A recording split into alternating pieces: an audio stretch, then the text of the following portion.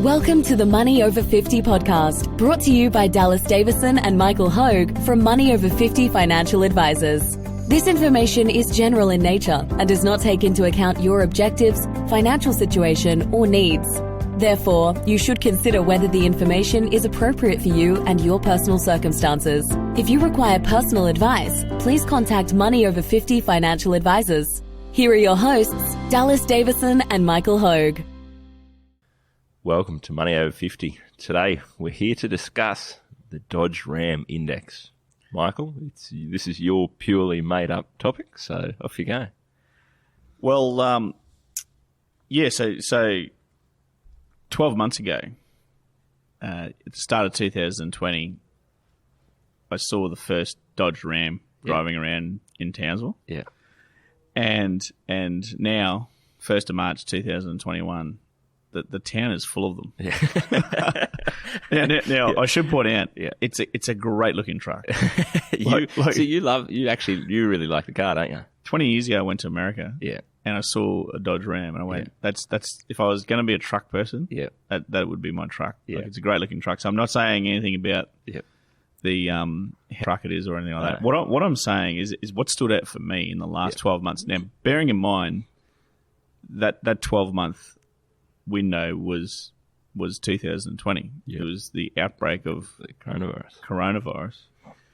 We went quickly from a country of abundance to a country of fear. Yep. For a short period of time, back to a country of abundance very quickly. And I've never seen that happen so quickly. So just to explain the actual title of the thing, we're using the Dodge Ram as a proxy for how confident people are that the good times will go on forever, because you don't spend $140,000 on a car unless you think that the good times are going to keep rolling forever. And it's not just Dodge Rams, so it's all luxury cars. So I looked at it. We did a very, very short study. We're having a coffee the other day. Yeah. I looked outside. I saw 5 cars drive past. Yeah. 4 of them were luxury cars. Yeah. And one was a regular car. Yeah. Now, that's a short representative sample. Very, very small data. Yeah.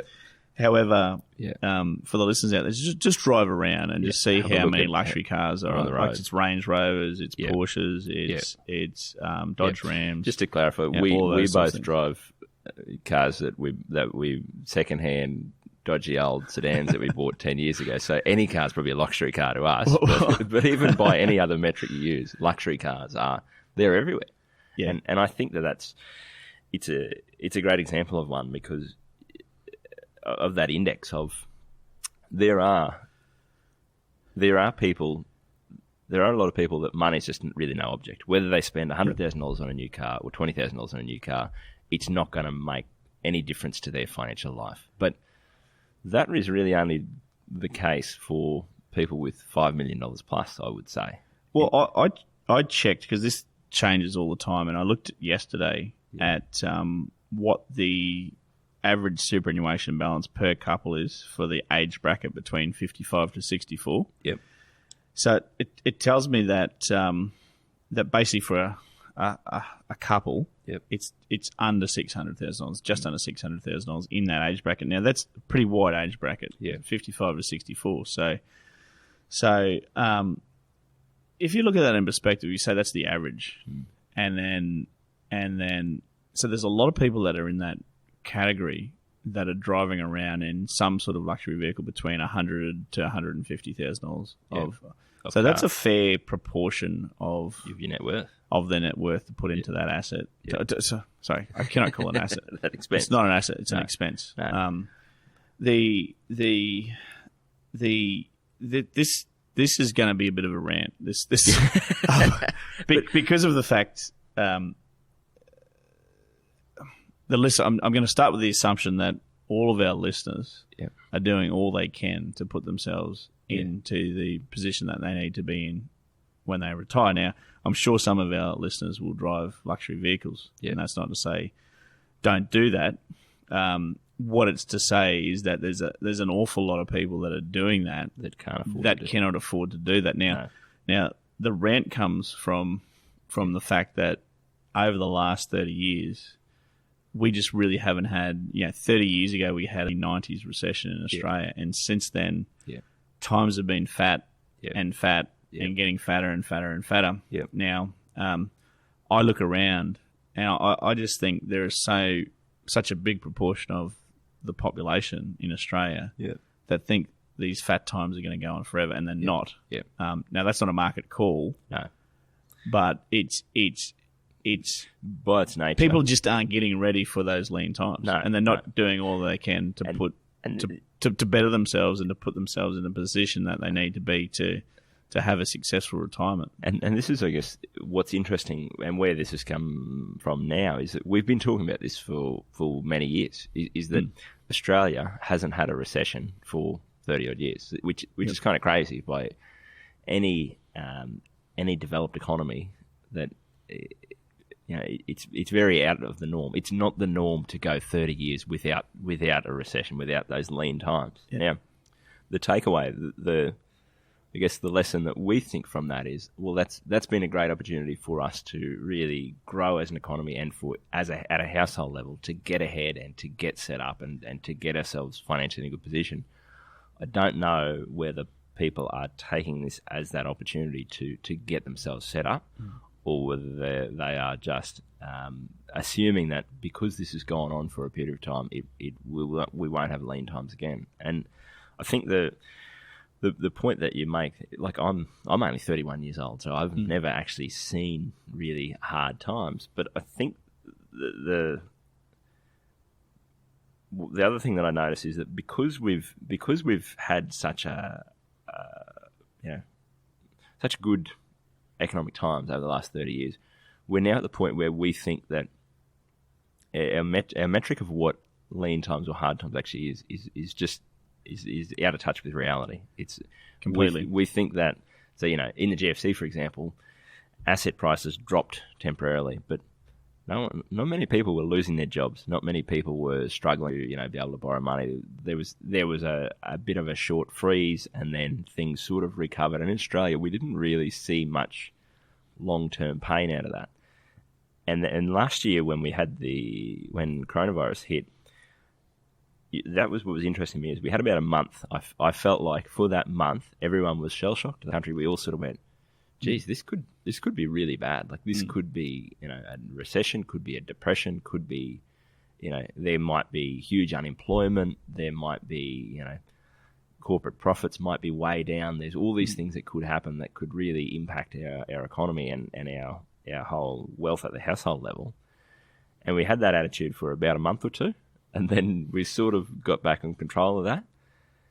And I think that most people, instead of taking that as a bit of a warning shot, have suddenly gone, oh well, that's that over. Let's get on with it. Like we've got a bit of cash saved from some JobKeeper or something like that.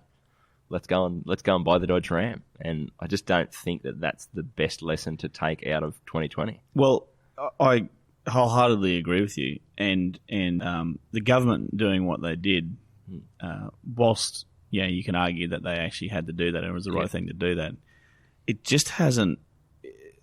My feeling now is that many Australians think whatever happens in the future, the government's going to bail me out. Yeah. And that's all well and good. While the government can do that. Yeah. But someone's going to have to pay that money back in the future. Now that money will come. Whatever the government prints off, or whether they borrow money or whatever they do, that money has to be paid back in the future. Yes. And who knows how that's going to be paid back. Yeah. But I always try to bring things back to the household level. Yeah.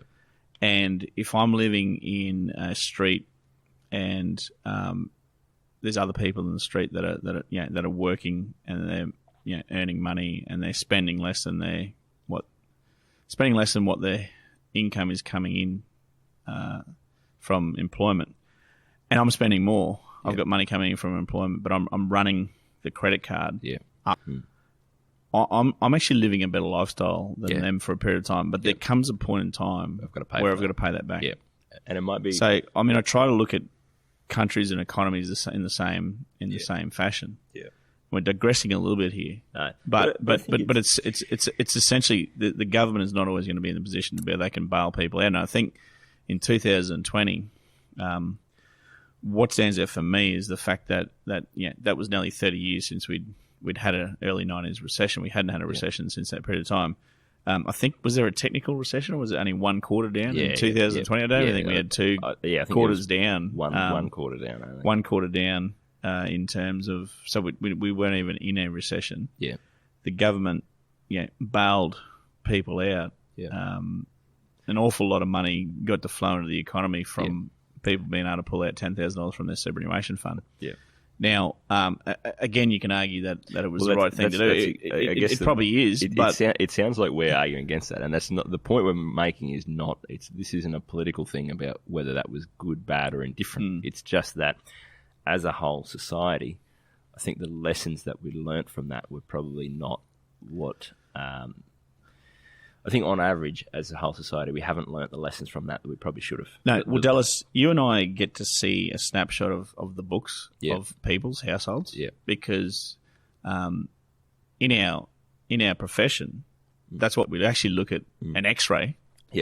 Of what's actually people's going on behind the scenes. And I hear people tell me all the time, oh, this person must have money because they drive in a flash car and they're going to live in a flash house and all that sort of stuff. And I say, well, I don't know their situation. However, you can be really, really tricky about this and use debt. A lot. Yes. In order to be able to do all those things. So that's not necessarily any indication of how much money they're earning or how wealthy they are. So we've seen the snapshot of a fair cross-section of the population, and I can tell you that does not line up with the amount of luxury vehicles that I see. So what I'm talking about there is that I know the percentage of people that can afford a luxury car, and it's much smaller than the amount of luxury cars that are on the road. And that's I think a good point. It's the other. I feel like we're spending this whole podcast what our point isn't rather than what our point is. But I think our point is that at some stage things are going to get tough again, and it's last year was a blip on the radar basically, but there will be a period of time in future where things are really tough economically in Australia. Like that's just a natural part of the cycle. We haven't seen it for 30 years, but we know we will. Any financial plan or any household sort of at the household level, any financial plan that sort of relies on things being good forever is destined to fail. Like you cannot assume that the good times will just keep rolling. Now, we might be at some new I think this just before the GFC there was a big talk about the great moderation and that all the booms and busts had been smoothed out and it was just going to be all. That's just not how the world works. There are good times and bad times, and that's just how it is. But I think because we're so far removed from those harder times, it's easy to forget. And I think that's all the point is that the way that I take the lesson that I take from looking at all these luxury cars on the road and seeing all that, and like you say, knowing what most people's financial situation actually is, that just doesn't stack up. Like I think most people and anyone who comes to see us, by its nature, you're thinking about the future and you're planning for the future. So if you're sitting there and you are saving for your retirement and your next door neighbour is going and buying a Dodge Ram, just know that you're not the crazy one. You know what I mean? It's not like you're some curmudgeon that, oh, well, they're buying a Dodge Ram, I should be able to go and buy a Dodge Ram or whatever the luxury car is. If you are doing the right thing, you are saving for a retirement, you are making sure that you've got a buffer of cash set aside, you're making sure that you're spending less than you earn, you're doing all those things right, you're building those good financial habits. That is 100% what you should be doing, and that's if we had this COVID last year and your instinct was to go, geez, we better tighten our belts and we've got to react to this and that's what you should be doing. Like if you're thinking like that, you're not crazy. I think maybe the rest of our society is crazy, that we've taken that lesson and gone, we've sort of dodged a bullet in Australia, and instead of going, geez, that was close, we've kind of gone, oh, well, how good's this? We've got all this money that's just come out and we can just go and do whatever we want. But look, it's a great point because we hear all the time the pressure that people are under because of the Joneses. Yes. Because keeping up with the Joneses. And you've talked about this before. Destination weddings are a great example. You have the old family friend, who their son or their daughter is getting married in Fiji, and it becomes an 8-day event, and you go, well, we didn't have any plans. We can't. That doesn't fit into our budget. We can't go to Fiji for 2 weeks just because you want to get married or whatever it is. You're not the crazy one. Like if you're going, no, we need to actually be getting set up for the future. We need to be taking advantage of, if we've got 5 or 10 years of working life to go, we know where we need to be. We're trying to do everything we can to be on track there. You are doing the right thing, and that's what that's what we think that you should be focused on. Yeah, absolutely. So we didn't really know starting out what the point of this was. It was a little bit of a rant. And like I said, we start with the assumption that everyone listening is trying to – obviously, if you're listening, you're interested in your retirement. You know that you have some sort of probably not the right term, but some sort of problem that needs to be sorted. Yep.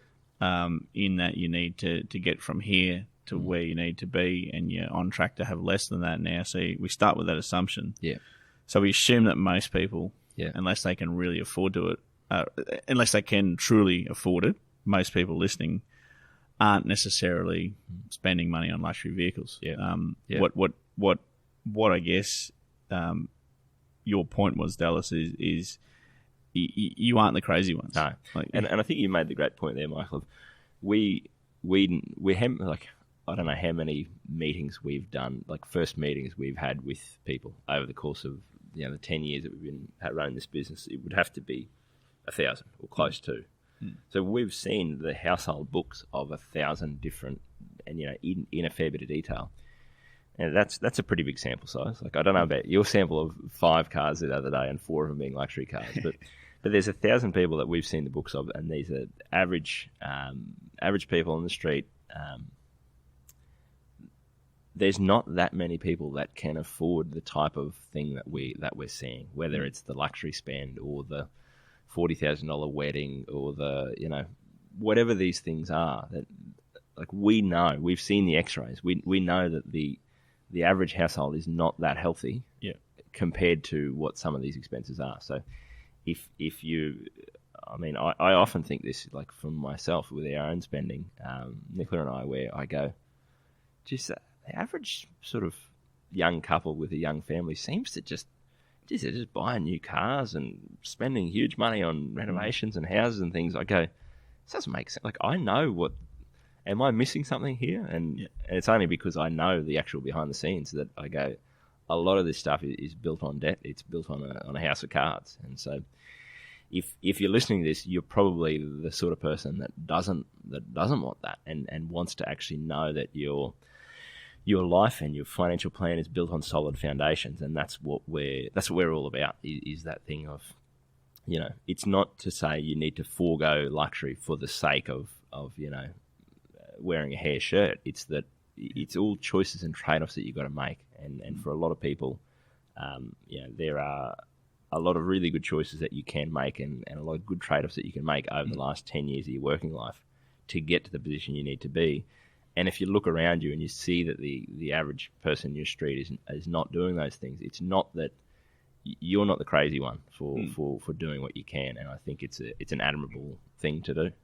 Thanks for listening to the Dodge Ram Index. Thank you for listening to the Money Over 50 podcast with Money Over 50 Financial Advisors. We look forward to catching up again soon.